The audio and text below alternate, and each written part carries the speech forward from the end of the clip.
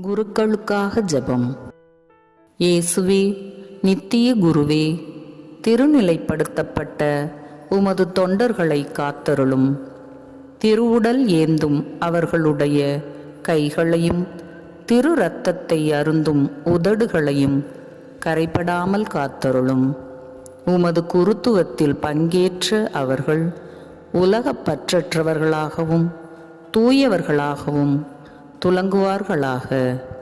இறை அன்பால் அவர்களை நிரப்பி உலக நாட்டங்களிலிருந்து விடுவித்தருளும். அவர்களுடைய தொண்டுகளை ஆசிர்வதித்து நிறை பலன் அளித்தருளும்.